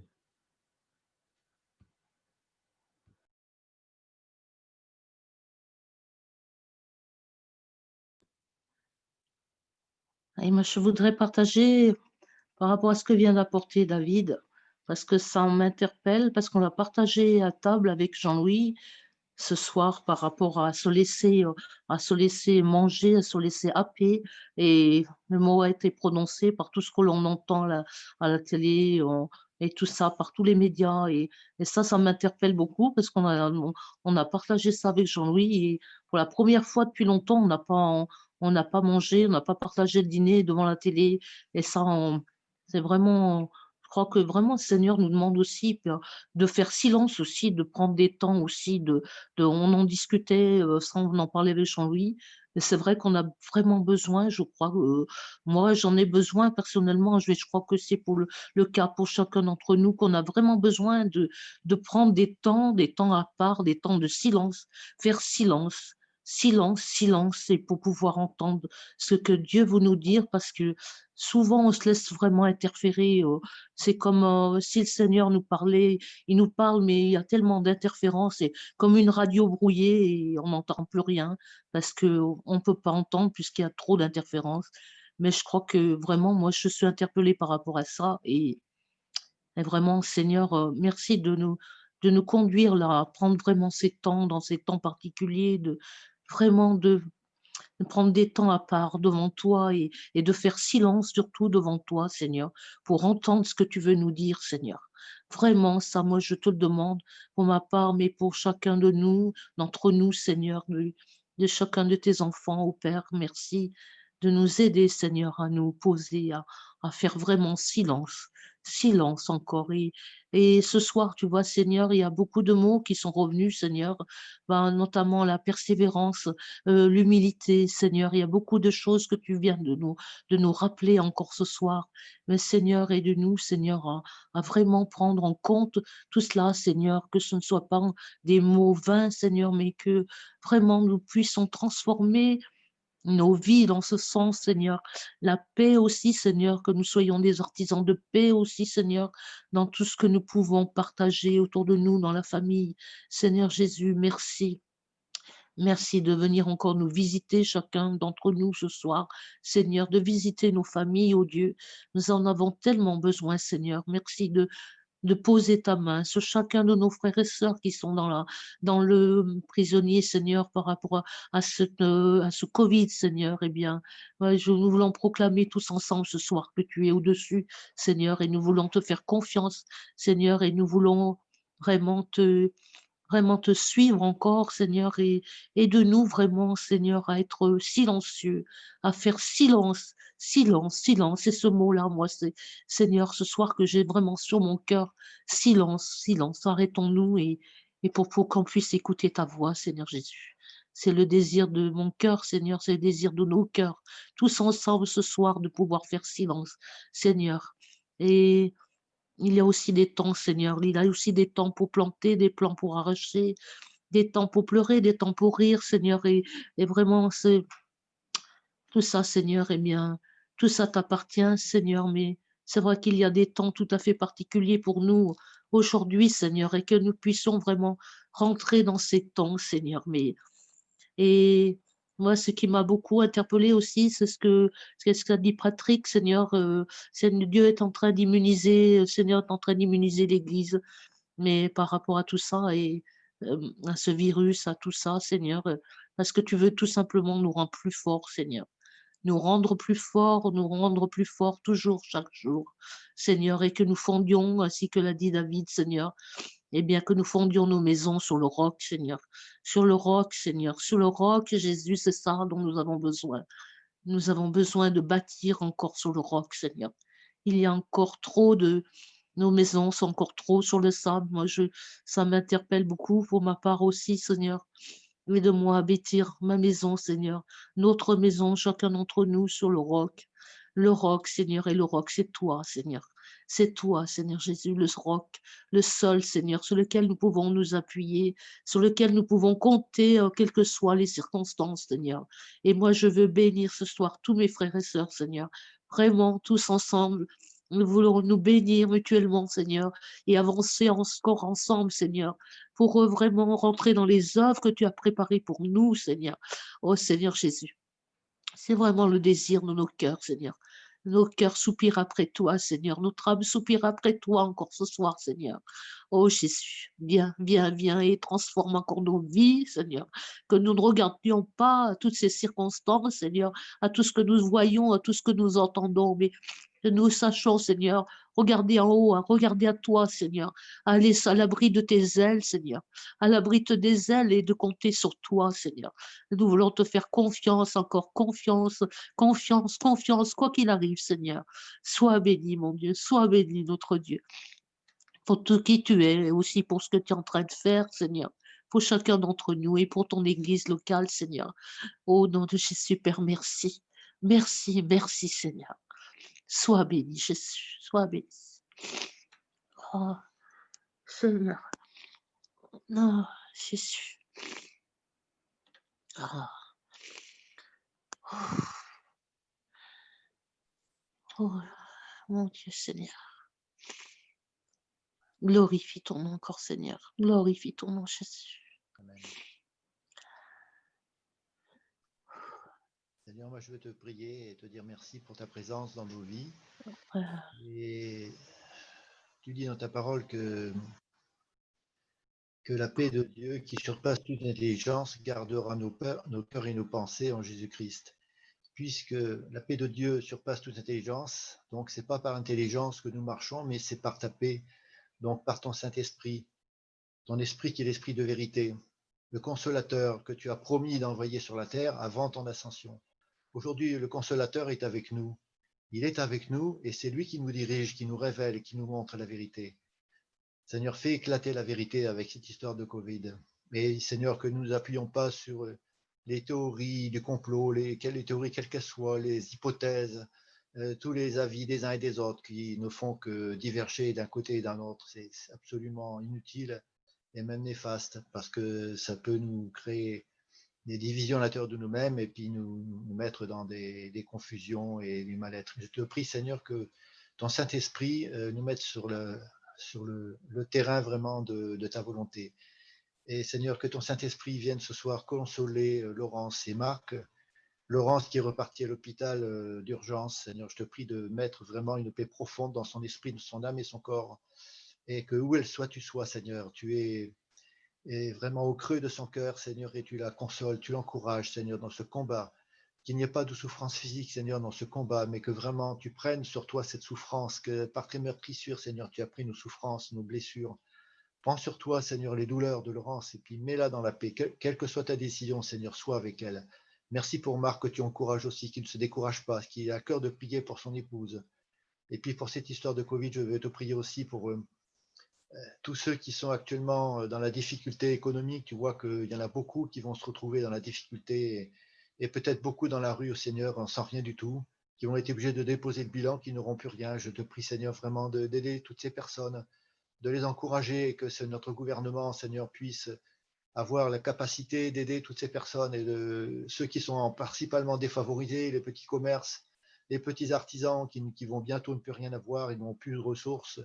Le gouvernement ne peut pas pouvoir pour tout, Seigneur, mais nous te demandons vraiment de mettre dans le cœur de nos dirigeants l'idée d'aider d'abord les plus faibles, les plus défavorisés, ceux qui sont le plus démunis et qui ont le plus d'avantages dans cette histoire, Seigneur. Merci de nous donner aussi le courage de tenir bon parce que nous sommes engagés dans un marathon, probablement, et nous te demandons que dans ce temps qui va durer pendant un certain temps, je ne sais pas ce que tu as décidé exactement, eh bien, que nous puissions faire un bilan sur nous-mêmes, Seigneur, nous rapprocher de toi davantage, que ton esprit nous donne une sagesse qui surpasse toute intelligence, la sagesse d'en haut, la sagesse de ton Esprit Saint, que ton Esprit Saint vraiment nous dirige, nous console, et puis que tous ceux qui sont dans la souffrance, la difficulté, Seigneur, toi tu es avec eux, Seigneur, tu ne les abandonnes pas, qu'ils ne soient pas découragés, Seigneur, que ton Esprit vienne vraiment les encourager, leur faire du bien, qu'ils reçoivent les armes, Seigneur, du Saint-Esprit pour pouvoir combattre à l'intérieur d'eux-mêmes contre les attaques de l'ennemi, Seigneur, qui pourraient les décourager ou leur faire croire des choses qui sont fausses. Que personne ne se sente abandonné de ta part, parce que tu n'abandonnes jamais personne. Tu es le même hier, aujourd'hui, éternellement, tu ne changes pas. Alors Seigneur, merci pour ta présence dans nos frères, dans le cœur de nos frères et nos sœurs, ceux en particulier qui sont dans les difficultés, qui sont dans les souffrances ou les combats, Seigneur. Je te remercie au nom de Jésus. Pour nos amis de Saint-Laurent-du-Pont, je connais très peu de personnes. Donc je te prie, Seigneur, de bien vouloir garder les cœurs et les esprits de nos frères dans cette église, de nos sœurs, de leurs enfants, et que vraiment tu sois au milieu de cette assemblée, Seigneur, pour les aider, Seigneur, les fortifier et garder cette assemblée, Seigneur, au creux de ta main. Merci, Seigneur Jésus. Amen. Amen.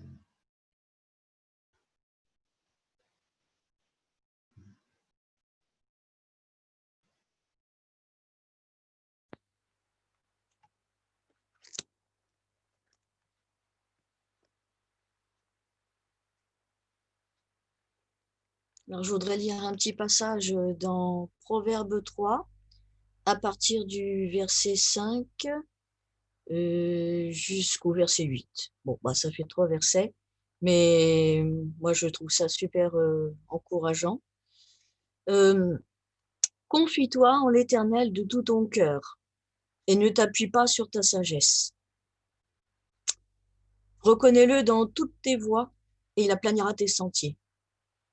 Ne sois point sage à tes propres yeux, crains l'Éternel et détourne-toi du mal. Ce sera la santé pour tes muscles et un rafraîchissement pour tes os. Et voilà, bah, je voudrais prier parce que on a tous tendance à s'appuyer sur notre propre sagesse. Ça rejoint un petit peu ce que disait David tout à l'heure. Enfin, on croit qu'on sait, alors qu'en fait, on ne sait pas grand-chose. On est perdu dans cette situation. En fait, je pense que voilà, on est en train de perdre beaucoup d'illusions de gérer la situation qu'on avait. On se rend compte qu'en fait, on contrôle rien du tout. Tout nous échappe, quoi. Sauf que ça a toujours été le cas, mais on le voyait pas. Et là, les circonstances sont tellement criantes qu'on est obligé de le voir, quoi. Et c'est une excellente occasion pour laisser Dieu être Dieu. Et ça revient un petit peu à ce que je sais plus qui a partagé tout à l'heure, de faire silence. Et moi, depuis le début de cette épidémie, le Seigneur régulièrement me martèle avec le psaume 46, arrêtez et sachez que je suis Dieu. Et en anglais, c'est be still, c'est-à-dire soyez tranquille, and know that I am God. Voilà. Restez tranquille et sachez que voilà, je suis Dieu, quoi. Et bon, ça libère parce qu'on ne se repose pas sur notre sagesse, sur nos forces, sur rien du tout, quoi. Et je pense effectivement que le Seigneur est en train de faire une œuvre de dépouillement dans nos vies. Donc, c'est pas toujours très agréable, mais c'est salutaire, quoi. Et Seigneur, je te remercie parce que tout à l'heure, Patrick a dit qu'on était, enfin, il a rappelé qu'on est caché en toi, et je pense, Seigneur, aussi que, enfin, moi, c'est ce que j'ai compris au fil des ans, que c'est pas seulement notre vie qui est cachée en toi, c'est notre identité.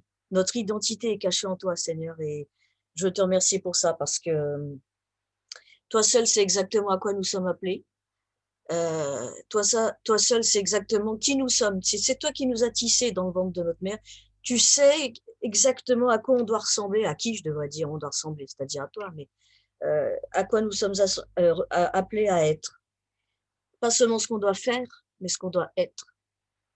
Et je crois, Seigneur, que tu t'intéresses plus à ce que nous devons être qu'à ce que nous devons faire.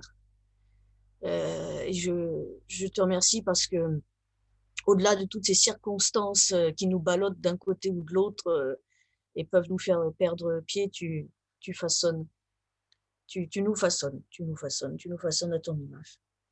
Et je veux proclamer, Seigneur, en dépit des circonstances, que tu nous transformes de gloire en gloire à ton image. Voilà. Moi, ça me réjouit. Voilà, ça me réjouit. Quoi qu'il arrive, si nous te restons fidèles, nous sommes transformés de gloire en gloire à ton image. C'est ça ton but, c'est ça ton objectif. Ça n'a jamais changé. Et tu es en train de le réaliser. Et peut-être un peu plus violemment qu'avant, mais en tout cas, c'est ton œuvre. Donc, je te louer, te remercier, te glorifier pour ton œuvre en chacun de nous. Tu travailles le cœur de chacun d'entre nous, le cœur et l'esprit, ce qui est le plus profond, notre identité, vraiment le cœur de notre identité, de notre personnalité. Et merci Seigneur, parce que c'est toi qui tailles les diamants, les pierres précieuses, comme il était dit tout à l'heure que nous sommes. On est brut, quoi, à la base. On est brut, mais tu tailles. Ça fait mal, mais le résultat, il est beau. Et le résultat, il est à ta gloire. Et merci Seigneur, parce que je crois que tu tailles non seulement chacun d'entre nous, mais tu tailles l'Église aussi. Et quand tu as fait de nous une belle pierre vivante, bien taillée, qui a la forme qu'elle doit avoir, elle s'encastre parfaitement dans les pierres d'à côté, celles que tu as positionnées juste à côté, pour faire un bel édifice en toi, un édifice saint, comme il dit dans ta parole. Et vraiment, je te rends grâce pour ça. On ne le voit pas, mais tu le fais. Tu es en train de le faire sous nos yeux. Et c'est ça qui compte. Vraiment, je fixer les yeux sur toi et sur ce que tu es en train de faire en nous. Pas juste en moi, mais en nous tous, en ton Église, quoi. C'est ça, vraiment, la beauté de la chose. Et le reste, c'est un peu accessoire, quoi. Et merci Seigneur de nous aider à garder vraiment les yeux fixés sur toi, à nous apprendre à dépendre de toi de plus en plus, à nous apprendre à nous vraiment à nous reposer uniquement sur toi et pas sur notre sagesse, pas sur notre intelligence, pas sur nos forces. Et merci Seigneur de nous aider aussi à croire que ta grâce nous suffit. Elle nous est peut-être pas donnée dans la forme qu'on attendait ou qu'on espérait, et c'est ça qui est déstabilisant, mais en tout cas, elle nous est donnée, et merci Seigneur de nous aider à te la réclamer chaque fois qu'on a l'impression d'en manquer, parce que tu n'es pas avare. Merci de nous donner ta grâce, Seigneur, et Amen. ton onction qui brise tous les jougs. Et moi, je voulais juste donner un tout petit témoignage, c'est juste dire que, bon, voilà, vous savez que j'ai demandé dans la liste de prières qu'on prie pour mon sommeil, bon, et je lâche pas l'affaire, hein, je lâcherai pas. Mais juste depuis que j'ai demandé ça, en fait, j'ai passé la pire semaine de toute ma vie au niveau du sommeil. Mais c'est-à-dire, j'ai quasiment pas dormi de la semaine, c'est un truc de malade. Je suis allée au boulot tous les jours avec 2 heures de sommeil, quoi, dans le meilleur des cas. Et j'avais une grâce de dingue. C'est-à-dire que j'ai fait mes journées de boulot comme si j'avais dormi, comme n'importe qui aurait bien dormi. Alors, c'est très déstabilisant, ça fait vraiment flipper, je peux vous le dire. Hein. Même samedi, j'ai pas dormi. Il y a que dimanche, j'ai pu dormir un peu. Mais là, le Seigneur m'a rappelé, mais tu m'as donné ta vie ou tu m'as pas donné ta vie? Et là, je me suis dit, ben ouais. Seigneur, je t'ai donné ma vie. Donc, tu as le droit d'en faire ce que tu veux. Donc, si tu veux pas que je dorme, si tu veux pas permettre pour le moment que je dorme, et si tu veux me fournir ta grâce sous une autre forme, eh ben, qui je suis moi pour discuter? Et bon, j'ai dit, bon, bah, Seigneur, ok, allons-y, quoi. Je veux dire, je suis prête à continuer toutes les semaines comme ça s'il faut, même si c'est pas du tout ce dont j'ai envie. C'est clair et net. Et par ailleurs, je sais que le Seigneur m'encourage à persévérer, à ne pas lâcher l'affaire. Mais voilà, c'est la grâce. La grâce, elle vient peut-être pas sous la forme qu'on attendait, mais en tout cas, elle est là, quoi. Moi, je veux remercier le Seigneur pour ça, pour sa fidélité, pour sa grâce, sa bonté qui se manifeste dans les pires, dans les pires situations, quoi. En tout cas, voilà, il y a eu un moment où j'ai lâché. Et pour ceux qui me connaissent, moi qui ai été dans le contrôle quasiment toute ma vie, c'est un miracle. Il a fallu que le Seigneur me travaille pendant des années pour ça, hein, mais voilà, je rends grâce au Seigneur pour ça. Et puis après, ce week-end, dimanche, le Seigneur m'a dit, tu vas dormir. Là, la semaine qui vient, tu vas dormir. Je veux dire, j'ai rien fait, hein, c'est pas moi qui ai choisi, hein, c'est pas moi qui ai décidé. Et hier et aujourd'hui, alors quand je vais au boulot, je dors pas du tout, bah, j'ai dormi. Et je sentais la paix, enfin, il y avait quelque chose. Alors, je sais que il y a des frères et sœurs qui prient pour moi, et j'ai bien senti les effets de la prière, et je remercie le Seigneur ainsi que les frères et sœurs pour ça. Mais après, il y a le Seigneur, quoi, qui décide, il y a le temps de Dieu, quoi. Ça nous échappe, hein, ça m'échappe. Mais merci Seigneur. Voilà. Moi, je suis encouragée, quoi. J'espère encourager d'autres, hein. Voilà.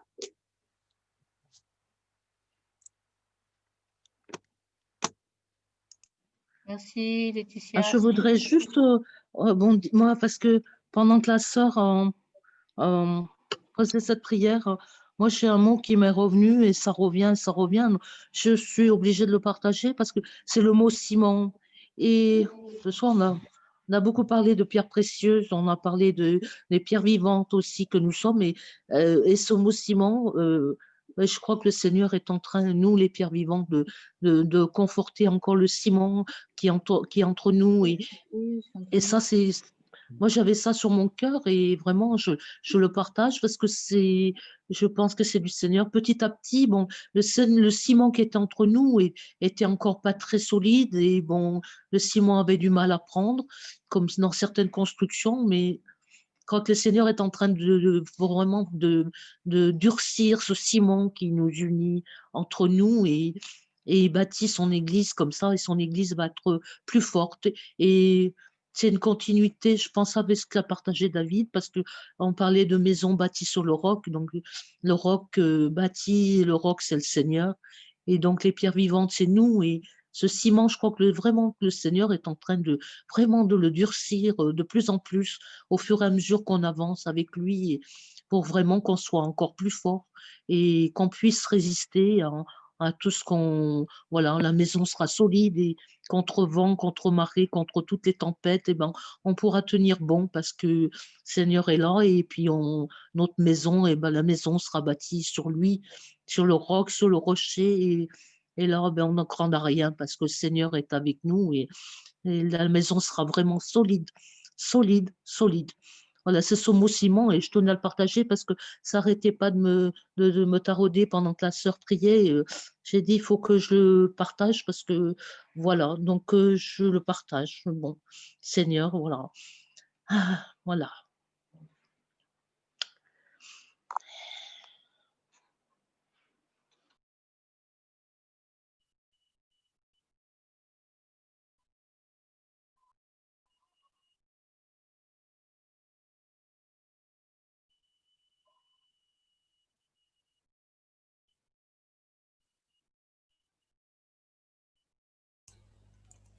Oui, par rapport à la maison qui est bâtie sur un roc, je voulais juste rajouter qu'en fait, vraiment, ce que le Seigneur n'arrête pas de me dire ces derniers temps, c'est qu'il veut faire en nous, enfin, il veut mettre quelque chose de l'ordre de l'inébranlable en nous.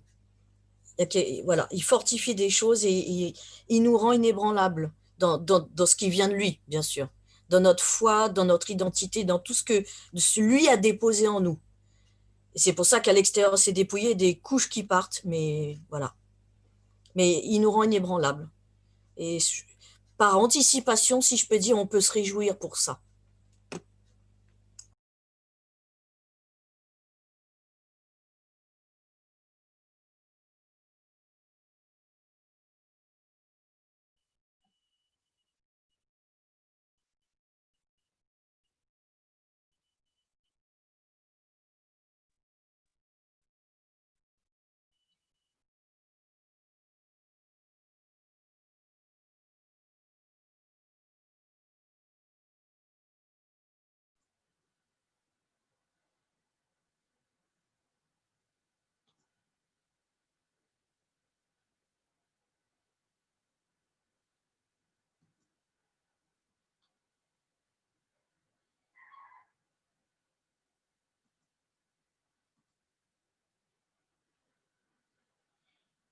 Alléluia, Seigneur.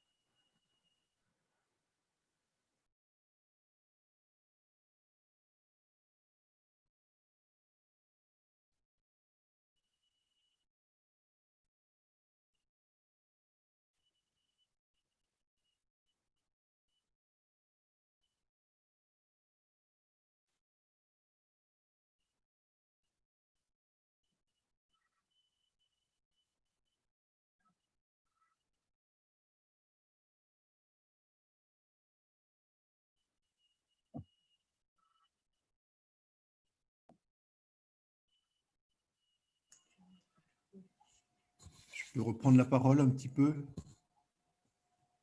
Je peux? Vas-y, Jean-François, t'écoute. Lorsque Luc et Christine ont parlé de, bon voilà, qu'ils pleuraient, que le Seigneur leur donnait un fardeau, tu en as parlé également. Moi, je me posais des questions par rapport à ben, voilà, ma situation par rapport au Seigneur, puis je me dis, ben, moi, non, je n'ai pas de... Oui, il y a l'intercession, il y a toutes ces choses, et puis le frère a prié. As, excuse-moi, je donne le nom As, mais je crois que c'est Philippe, il me semble, enfin je ne le sais pas. Et il a prié pour les petits commerçants, toutes ces professions qui sont vraiment au bord, enfin qui sont pour beaucoup, qui sont en faillite, qui sont dans des… Bon, on ne va pas répéter, dans des situations de déprime, de suicide et autres, qui n'en peuvent plus. C'est…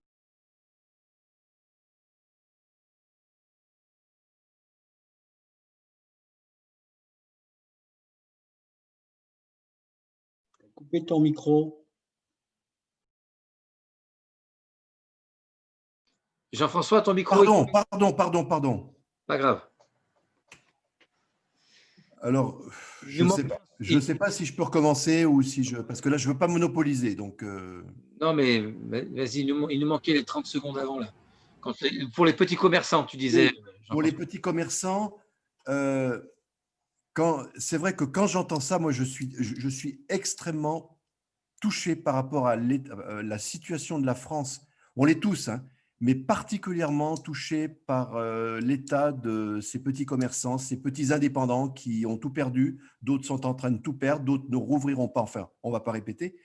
Et là, vraiment, j'ai ce fardeau par rapport à cette situation en France. Voilà, je voulais juste partager ça. Et bon, ça nous fait mal, mais ça me fait vraiment très, très mal. Et des fois, j'aurais envie d'aller dans une association, d'aller manifester dans la rue, d'aller faire tout ce qui est en nos possibilités, de manière tout à fait démocratique, évidemment, non pas violente, pour que cela cesse, quoi, pour notre pays. Il est exsangue en ce moment. On est en train d'enlever toutes ces richesses locales du pays profond. Bon, voilà, c'est terrible. Et voilà, mais Seigneur, moi je te prie pour cette situation, je te prie pour ces hommes, ces femmes ceux qui ont la chance déjà de pouvoir s'exprimer devant les médias et qui libèrent leur cœur, mais aussi ceux qui sont dans le silence, ceux qui sont dans l'oubli, ceux qui sont dans l'ombre et qui n'ont pas cette possibilité aussi. Je te prie, Seigneur, que l'Église puisse agir, l'Église en général puisse les aider, et c'est toi qui donnes ces choses, c'est toi qui ouvres des portes. Seigneur, c'est toi qui donnes des pistes aussi. Nous, en tant que chrétiens, que pouvons-nous faire pour ces gens-là? Il y a des chrétiens parmi ce corps professionnel, et que ces chrétiens en question puissent, malgré cette solidarité qu'il y a, qui se constitue maintenant entre eux et avec d'autres citoyens, que quelque chose se tisse, Seigneur, quelque chose soit fort, et que beaucoup crient à toi aussi, qu'ils te connaissent, qu'ils te méprisent, qu'ils t'ignorent, mais qu'ils crient à toi, Seigneur, et que tu les exauces. Que tu les exauces, que tu les mettes au large par rapport à cette situation de ces petits commerçants. Voilà ma prière. Amen.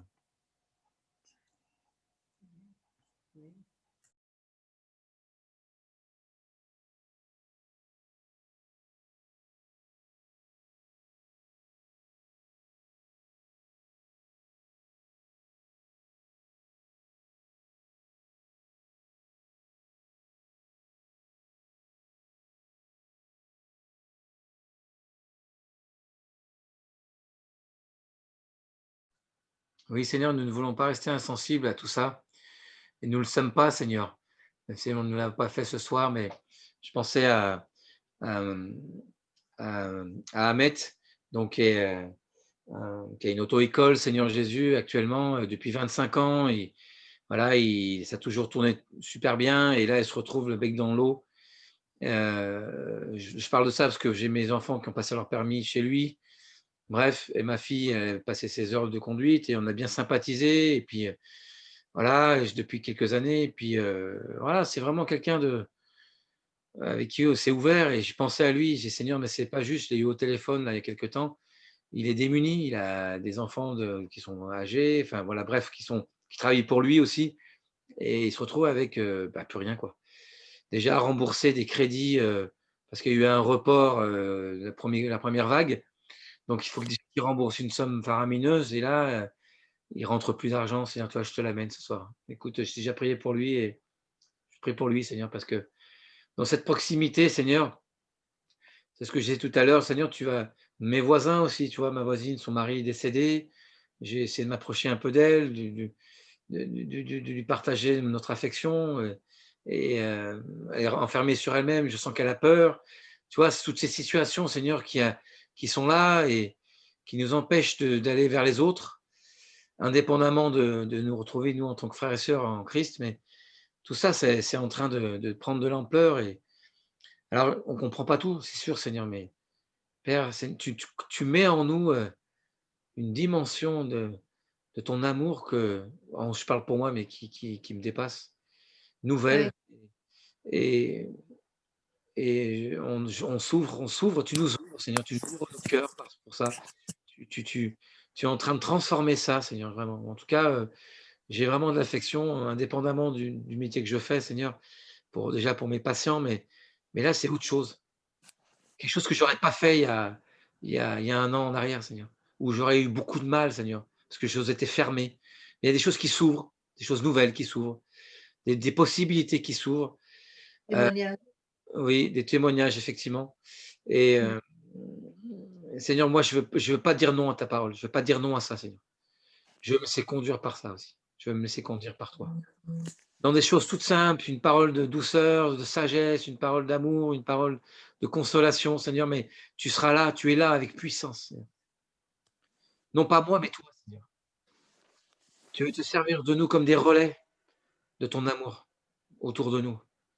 Ô Éternel, nous crions à toi ce soir.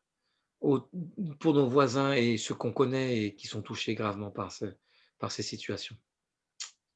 Seigneur, tu commences par là, le feu, il embrase d'abord autour, avant d'aller embraser les gros arbres, il va embraser d'abord là où il a démarré. Et je suis extrêmement sensible par rapport à ça, donc je rebondis sur la prière de Jean-François. Oui, je voudrais dire une chose, c'est qu'il y a, je ne sais pas si Patrick et Valérie et ceux qui habitent Saint-Lô, vous savez quels sont les petits commerces qui sont fermés ici, à Saint-Laurent-du-Pont? Quand les gens traversent une crise, l'Église a une opportunité de faire quelque chose qu'elle ne ferait jamais autrement. Et l'autre jour, je suis passé devant chez le fleuriste, à côté de la pharmacie, et il a laissé un message sur sa porte avec son numéro de téléphone en disant, en fait, voilà, en gros, si vous voulez, je suis fermé, je n'ai plus rien, mais si vous voulez m'aider, vous pouvez me téléphoner et commander des fleurs. Et je me suis dit, si l'Église fait un geste dans ces moments-là auprès des commerçants de Saint-Laurent-du-Pont, où l'Église est depuis 40 ans, c'est une opportunité unique pour les gens d'attendre du secours. Donc je me posais cette question, si en tant qu'Église, et frères et sœurs qui habitent Saint-Laurent-du-Pont, on pourrait faire quelque chose comme ça. Sinon, c'est chacun chez soi, chacun pour soi. Ça me fait penser à ça.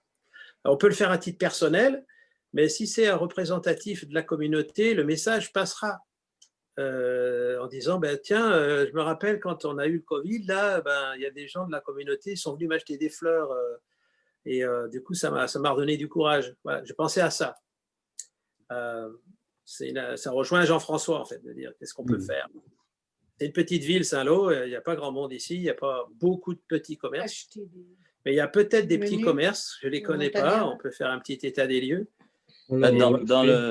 Dans le même registre, si vous voulez faire une bonne action et en plus qui serait intéressante sur le plan gustatif, faut penser au restaurant Le Montagnard qui livre les repas. Hein.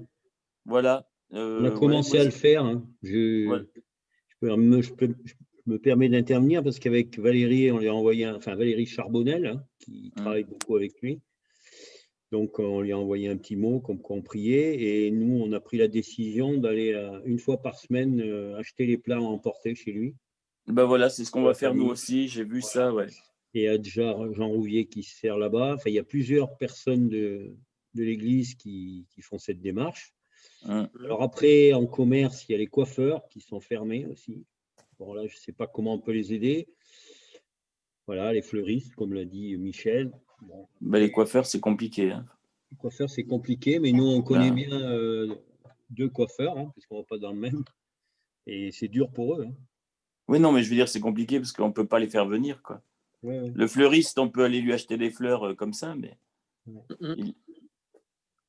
Voilà, allez-y. Enfin, je veux dire, après, qu'est-ce qu'il y a, je ne sais pas si la presse est ouverte.